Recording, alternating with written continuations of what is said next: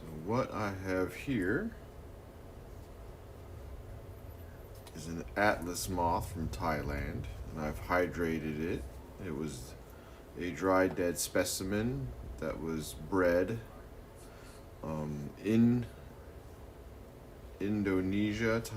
Some of them are bred in Taiwan, but these guys are in the Saturn family of moths, so they're giant Saturn moths. This is a male, and as adults, they only live about 5 days. They have no mouth parts, and so they have a long life as a caterpillar, 4 to 6 months or so, maybe a little less.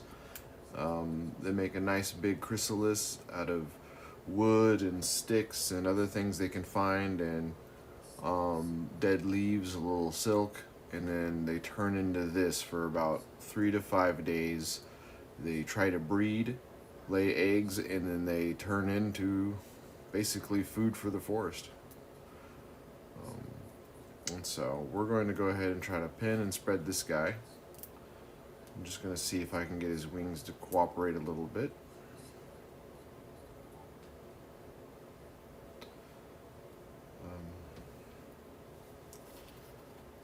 Looks like it's going to be all right.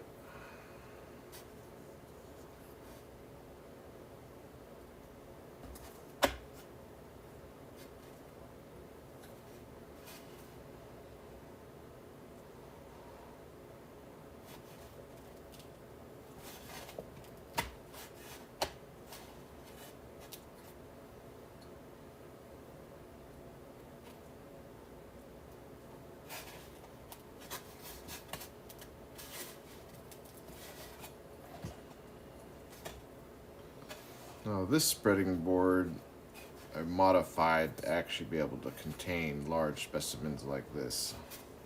But they do get much bigger. Female Atlas moths are generally twice the size of the males, and this male isn't anywhere near a record or anything like that. Sometimes Atlas moths are called ghost moths or snake wing moths, and I'll show you that in a second why they would be called snake wing.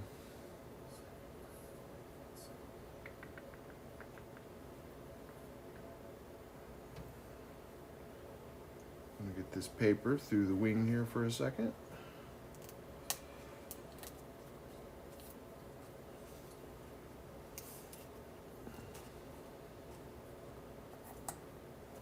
So I'm just using regular old out of the hobby store push pins and some bleached newsprint, just non-static paper to help pull down the wings, and then I pin the paper and not actually the wings themselves. And then this allows you to kind of manipulate the animal and put it in a position you think is aesthetic. So this is where that name comes from. They have a huge cleft on their forewing that mimics like the general shape and color of perhaps a predator or a snake. So you have the eye here, and maybe this is the mouth and the nose. That kind of, for only needing 5 days of adult protection, that might be enough to ward off, some predators. But I'm going to go do kind of the first setting up here, where I'll pin both wings on both sides down just to loosen them up, give me the ability to articulate them. And then I'll go back after the wings are set a little bit, and then I'll work on kind of positioning them in a more aesthetic way, reveal more of the colors, the wings, the general shape of the animal. So see, I can still move it, but it's pinned down so I can work easier. These spreading boards are nice because they kind of collapse on the body. Since these moths are really large, they have no issues being stuck in here. They're good. Smaller moths, you would have sometimes an issue with if they're so small the board doesn't quite pinch them and they kind of pop up, and that distance between where the wing attaches to the body becomes a precarious place to get purchased for your board. But these are really one of the easier moths to spread and pin. So I'm going to start with the forewing. I'm not actually pinning the wing, I'm just kind of weaving these pins next to the big vein on the forewing into the paper itself to kind of hold it down. In this stage I just want to lock it in place a little bit better, but still gives me more room to clean it up or move it if I have to. Unpin the bottom because I'm going to pull the bottom, the hind wing up a little bit. Then I'm going to go back in, hold it down, maybe straighten out some of the wrinkles here. And like I said, I had to hydrate these moths overnight. It takes about 12 hours the way I do it, where you put them in a little humidifying chamber, and then the atmosphere reconstitutes the ligaments and the muscles and the wings, and so that way they're not super brittle and they don't break when I actually do this. They were very dry and very much a dead specimen when I got them. I always have to hydrate them to spread them. There's no reason to work with a dead, dried insect. It will crack and break. So, and this is just one of the ways to do it. There's dozens of ways to pin bugs. I like this particular spread on Atlas moths because they have giant wings, but generally moths don't raise their wings so high ever when they land. These would be more like this. This is more of the natural pose for an Atlas moth, where the forewing would just be well over the hind wing, closer to like a 20-degree angle instead of like an 80 here. But now I'm just gonna slowly work the paper this way, cover the edges because it will take about a week or so for this to dry again, and as it dries, those wings will want to wrinkle, they'll want to curl, they'll change their shape generally as the moisture leaves it, and I don't want any of that to happen because ultimately as these dry, I go out and I will put together a shadow box. I will take the wood, sand, stain it, I will cut the glass, I will cut the mat board, the backing, and I will hand make the frame that this will eventually go into to make sure it is super sealed in every possible way. And we use really good glass here at Brahms. We use it's called AR99 or water white museum grade low reflectivity glass. It's got the UV protection, the zero reflectivity. It's the best you can possibly buy that's going to go into something like this, which is just an individual shadow box. But first steps first, and that is to get to moths where we want them.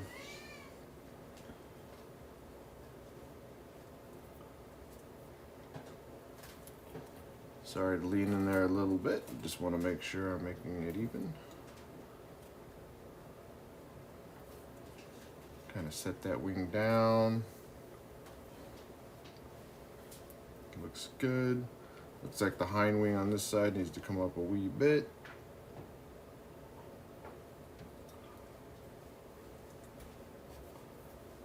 Pin that down. Getting somewhere.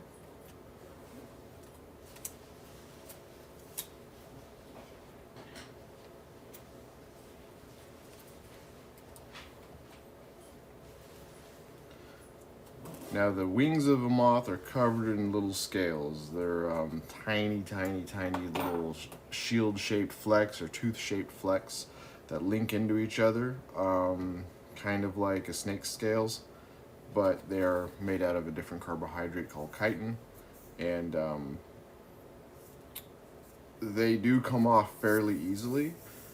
Sometimes if your hands are soft enough, your fingers are soft, You know, you're not going to get a whole lot of scales. If you have super rough fingers or if you have things on your hands that could pull off, or static, you could see a little bit more damage there, and there's really no repairing it. So I generally do my best to not touch the swings at all. I have little tweezers to move them, but it does and can happen, and it's not the worst thing. They have so many that even if you rub some off and get some on your hands, there's still quite a bit of layers there, and you won't really see anything but minor superficial issues. Alright, he's almost ready. I'm going to do a couple more strips along the edges here. Same purpose, to iron out these creases if they try to form.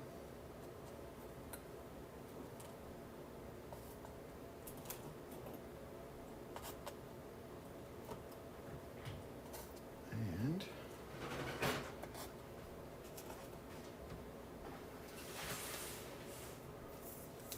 let's get that last tip of the snake head here a little bit flatter.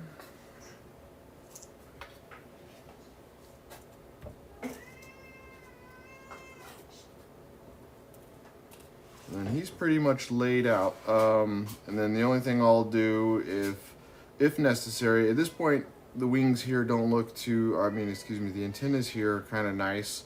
They're just together, sticking forward a little bit too high. So I'm just gonna bring a needle in and straighten them out. Just kind of using the needle to push them down closer to the board. But they don't need to be anchored at all. They'll just kind of hang out there in the space of the board. And that's it. That's the pinning of a Thai red Atlas moth, a ghost moth, sometimes they call them, or a phantom, or a snake-winged moth. Don't know how well I can get the camera here to take a focus on the moth. That's definitely not.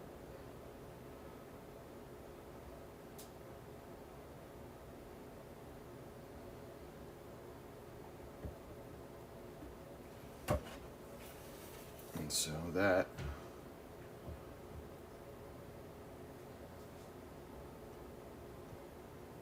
is a pretty good sized Thai Atlas moth. Now wait 1 second and I'm going to do a small jewel beetle just for fun.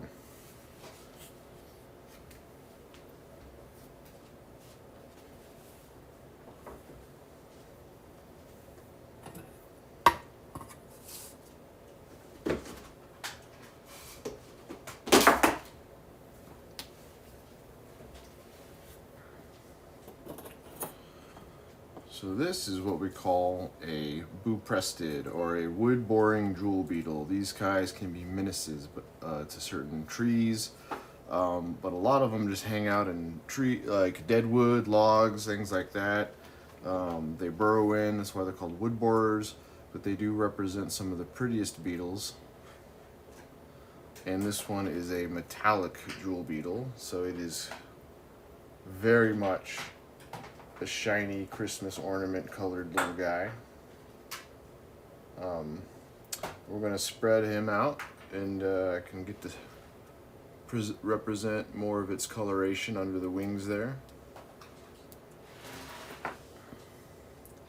Beetles are a little bit more involved, being that they have lots of little legs you worry about, whereas big moths and butterflies, you'll just cover the legs with the wings. You won't ever really get to see them. They're very inconsequential. They're very small. So, but for beetles, well, they're just always in the way. So I'm going to move them out, kind of position them out of the way, because what I want to do is open the wings here.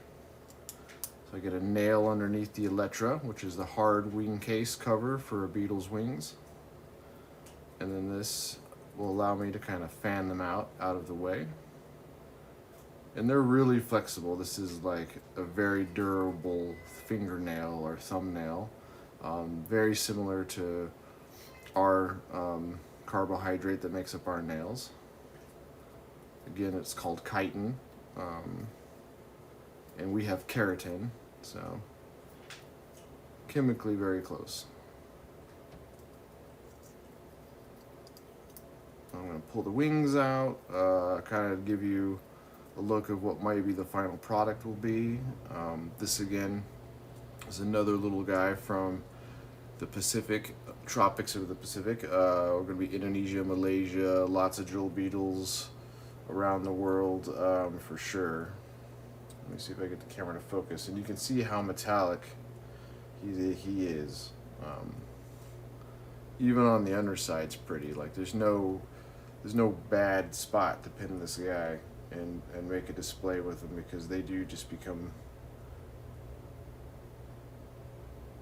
neat, pretty little gifts once you get them framed and sealed so you can protect them from decay. But there he is, and so let's start the process here.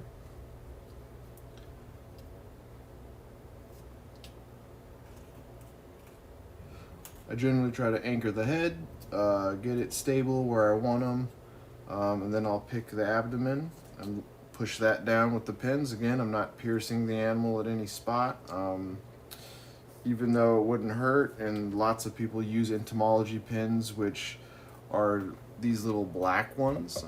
This isn't a black enamel entomology pin. It's steel, it's coated in, again, a black enamel. It's got a little brass cap. These are super sharp.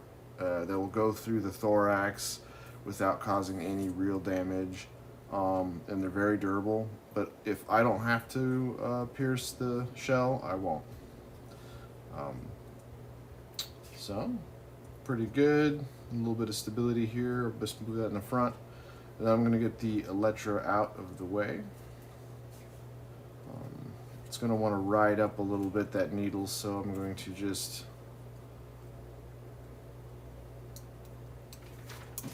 let it, and then I'm going to figure out how I want to do the wings and the back legs.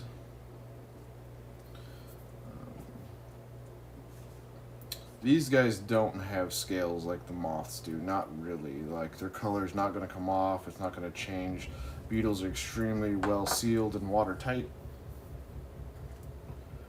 So, one thing I'll do is I'll tear off a couple little pieces of paper.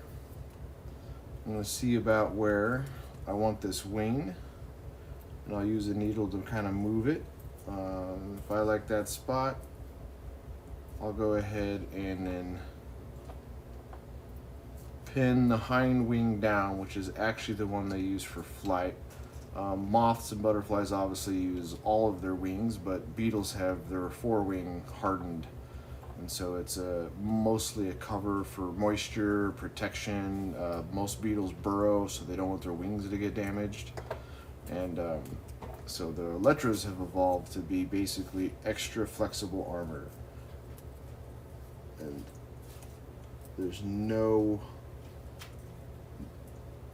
real reason to be cautious when holding the beetle's elytras out. They're very, very, very durable.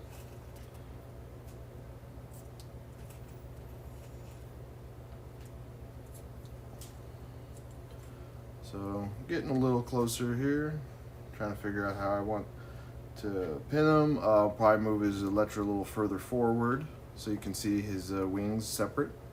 And then you can kind of see where I'm going with these jewel beetles. They're highly metallic, so I want to have that thorax, that abdomen, and of course the little red heads showing.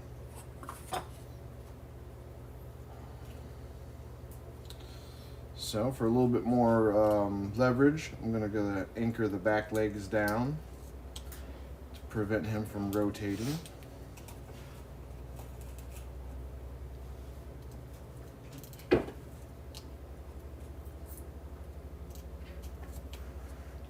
Let me see if I can get that a little bit more symmetrical. And this, I'm just using some foam board. Cardboard's fine. Beetles, you know, since I want to have their legs out at least to some extent, I don't use the spreading boards because they won't fit in the little channel for the bodies of moths and stuff as easily. And so if I want the legs out, I'm just going to pin them on a flat surface. I'm not going to worry about all that manipulation to try to get them to have perfectly flat wings, because they don't really need it. And then I'm going to cross the elytra once I get them out of the way with these needles. That way they kind of spin themselves a little bit closer to the body and out of the way of the hind wings to let us kind of see the whole effect.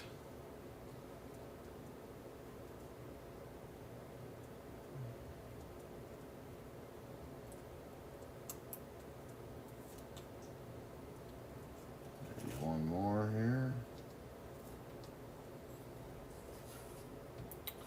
All right. Now, just to put his front arms forward so we can see them, because they're kind of neat. Beetles, of course, have 6 pairs of legs. They have a femur, a tibia, and they have tarses. And 3 pairs of legs. I'm sorry, 3 pairs of legs. I don't even remember what I said. It's early. So,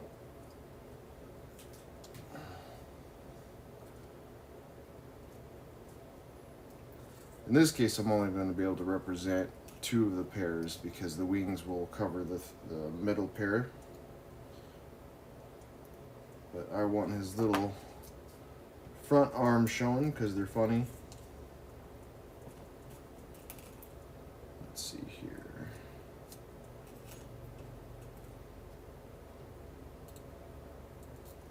Give him out a little bit. And every leg will end in 2 tarsal claws. And that is almost ubiquitous for invertebrates.